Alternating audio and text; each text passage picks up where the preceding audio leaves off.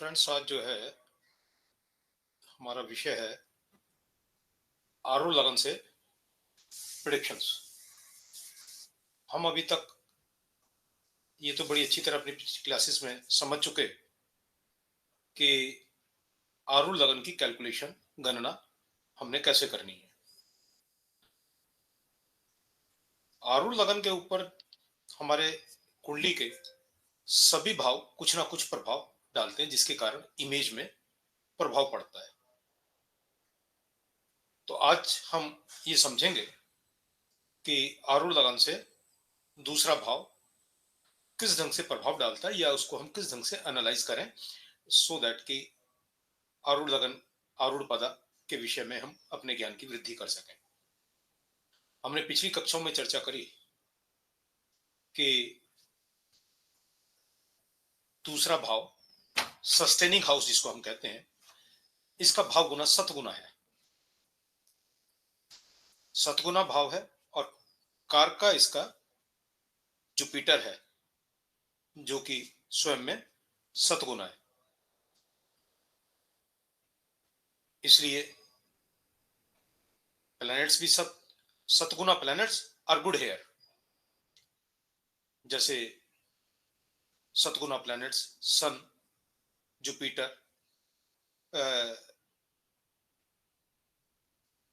Venus.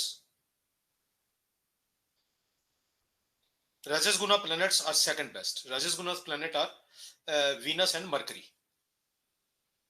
But Tamas Guna planets like Saturn, Mars, Rahu, Ketu, इनका प्रभाव यहाँ पर AL2 के अंदर बढ़िया नहीं पड़ता, अच्छा नहीं पड़ता। Positive planets will uplift the Aruda by sustaining. Rajas Guna planet, Satguna planets हमारे अरुड़ा के अंदर बढ़ोतरी करेंगे, उसको सस्टेन करेंगे। जो नेगेटिव प्लैनेट्स हैं, ये नीच के अंदर आए हुए हैं, वीक हैं, वो अरुड़ा को नुकसान पहुंचाएंगे, उसको पुल डाउन करेंगे। एक विषय पे ध्यान देने की जरूरत है कि एक्सल्टेड मैलेफिक्स भी यहां पर अच्छा प्रभाव डालेंगे। जो मैलेफिक्स वीक हैं उनका प्रभाव अच्छा नहीं होगा, लेकिन एक्सल्टेड मैलेफिक वो यहां पर अच्छा प्रभाव डालेंगे। यदि हमने जातक ने इस भाव से बढ़िया रिजल्ट लेने हैं, तो विशेष रूप से इस बात का ध्यान रखें कि जो कमजोर मैलेफिक हैं उनकी एक्टिविटीज ना करे। उनकी एक्टिविटीज यदि वो करता है तो वो प्लैनेट्स एक्टिवेट होंगे और इमेज को पुल डाउन करेंगे। If an debilitated benefic is here, तो उसका नीच भंग होना जरूरी है अच्छे रिजल्ट्स के लिए। वेल्थ क्रिएट करने के लिए, आरूढ़ को सस्टेन करने के लिए, यदि डेबिलिटेटेड बेनिफिक का नीच भंग नहीं होता तो उसके रिजल्ट्स भी AL2 के अंदर बेटर नहीं मिलेंगे।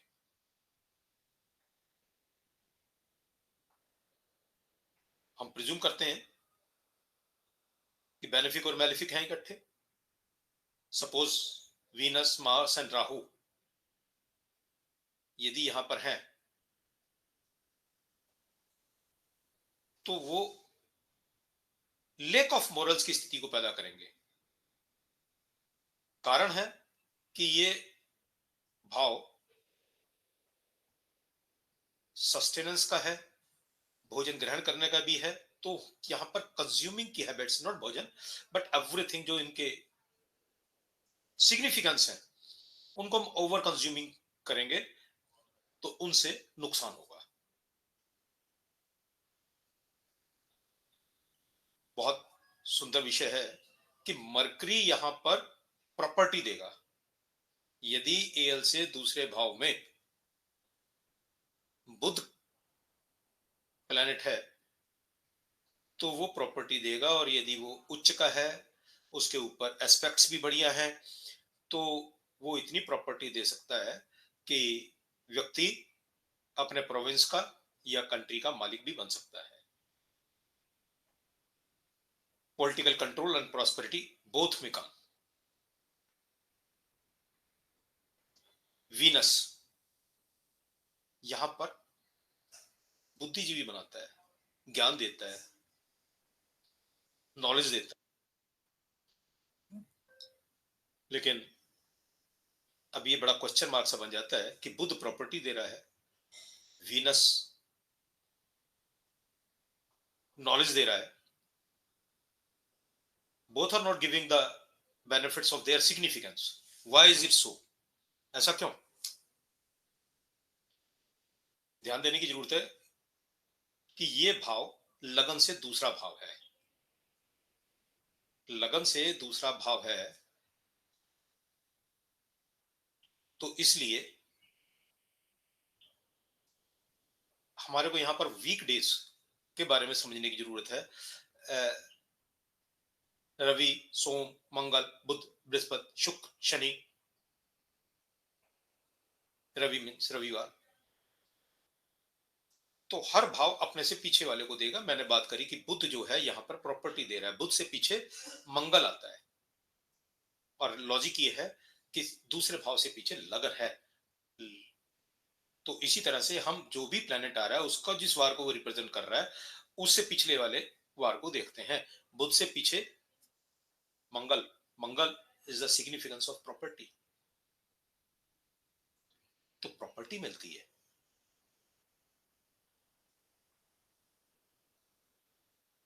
और यदि शुक्र यहां पर है तो शुक्र से पीछे जुपिटर, बृहस्पतिवार। जुपिटर, बृहस्पतिवार is the significance of Jupiter. Jupiter car है नॉलेज का। तो यदि यहां पर वीनस है तो ज्ञान की प्राप्ति होती है, नॉलेज के सिग्निफिकेंस की प्राप्ति होती है। यदि दूसरे हाउस में सैटर्न है तो उससे पीछे शुक्र होता है। शुक्र के बाद शनि आएगा, शनि से पीछे शुक्र हुआ, तो शनि के होने पर लग्जरी एंड कंफर्ट की प्राप्ति होगी। राहु, इस सिग्निफिकेंस के अंदर हमने ऐसे लिया है, शनि के बाद में राहु, राहु के बाद में केतु। तो यदि राहु है, राहु के पीछे शनि आता है। शनि सफरिंग्स देता है, पॉवर्टी देता है, दुख देता है, तकलीफ देता है। तो राहु यदि AL2 के अंदर है तो व्यक्ति को सफरिंग्स एंड पॉवर्टी की प्राप्ति होती है। यदि केतु है, केतु से पीछे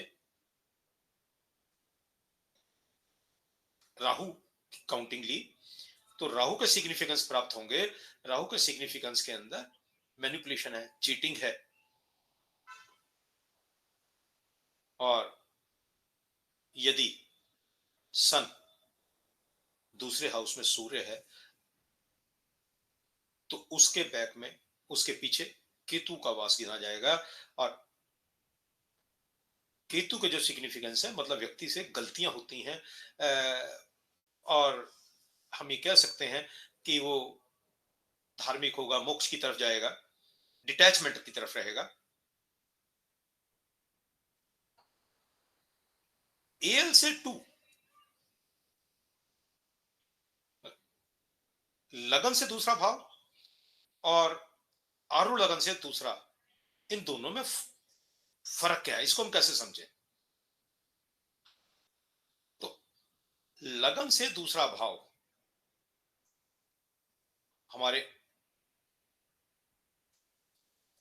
धन की तरफ, पोजेशन की तरफ, संग्रह की तरफ क्या एटीट्यूड है, इसके बारे में जानकारी देगा। और AL2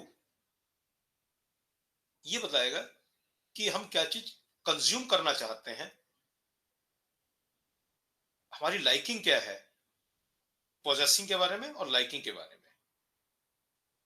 लगन से दूसरा भाव हमारे को ये बताता है कि हमारा अपने परिवार के सदस्यों के प्रति व्यवहार कैसा है, क्योंकि दूसरा भाव कुटुंब का भी है। तो ये बताता है कि हमारा अपने परिवार के सदस्यों के प्रति कैसा व्यवहार है। जबकि AL से दूसरा भाव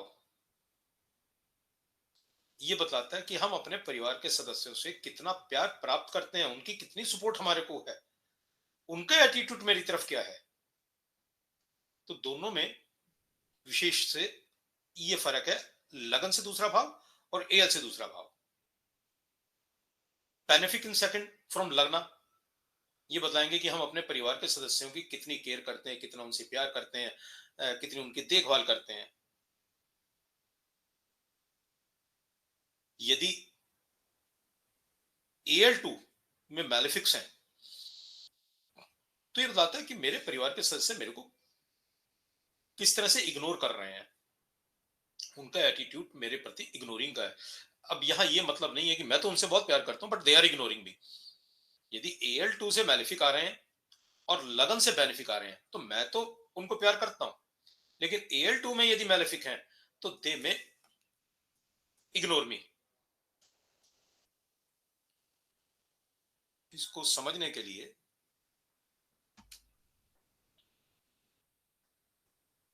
मैं एक एग्जांपल शेयर करता हूं आपसे। जैसे ये एक लगन कुंडली ली, जेमिनी लगन की, जेमिनी लगन की कुंडली, इसका लॉर्ड मरकरी चौथे भाव में। ये हम पीछे जब अरुण पदा को निकाल रहे थे तो इसकी गिनती के अंदर चौथे से चौथा कैलकुलेट होना चाहिए नॉर्मल कैलकुलेशन में, लेकिन अरुण पदा एक और साथ में नहीं हो सकता।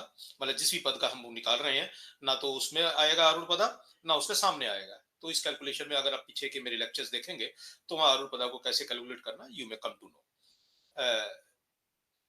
तो यहाँ अरुण पदा चौथे भाव में कन्या राशि,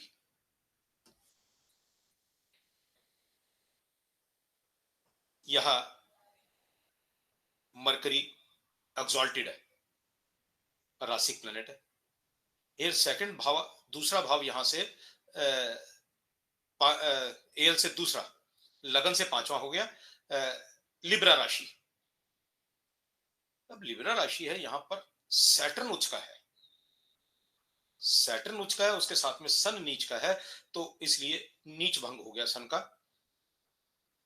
यहां पर सन को हम नीच नहीं गिनेंगे, और वीनस अपने ही घर में है। तो ये नेटिव अपने आप में बहुत इंटेलिजेंट है। बिल गेट्स की कुंडली है, हम सब जानते हैं इसकी इंटेलिजेंसी के बारे में। Second from L is fifth from लगना, शोइंग इज क्रिएटिविटी एबिलिटी। दोनों चीजों को देख रहे हैं, एल से तो दूसरा है लेकिन लगन से पांचवा है।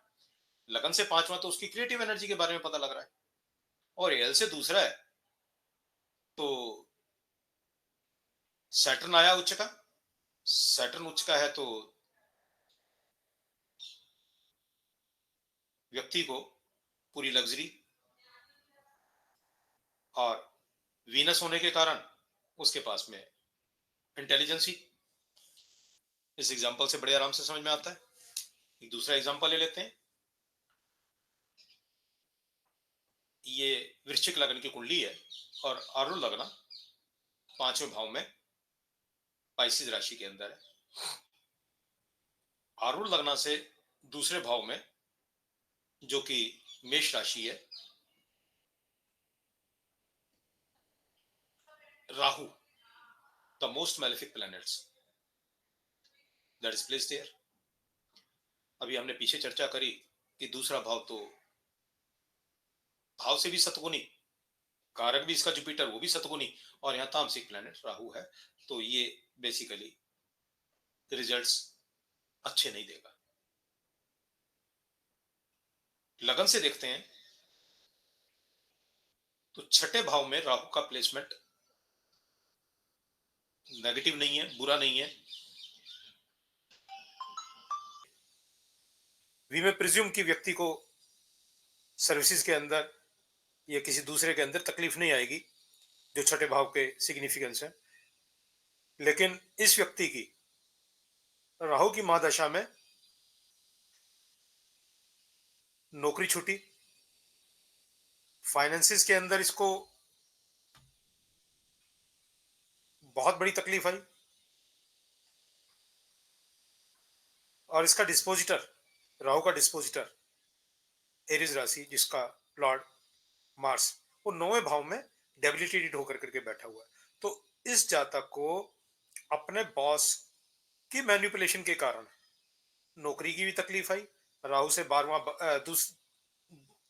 शनि, जिसको हमने पीछे चर्चा करी कि राहु यदि प्लेस्ड है तो we will take the significance of Shani, sufferings, poverty, इनका सामना करना पड़ा। तो आज के हमारे लेक्चर से हमने बेसिकली ये समझा कि आरूढ़ पदा से दूसरा भाव किस ढंग से हम उसको प्रिडिक्शंस में अपने प्रयोग कर सकते हैं, किस ढंग से उसको एनालाइज कर सकते हैं। अ, अगले लेक्चर्स के अंदर हम अलग अलग भावों को कंसिडरेशन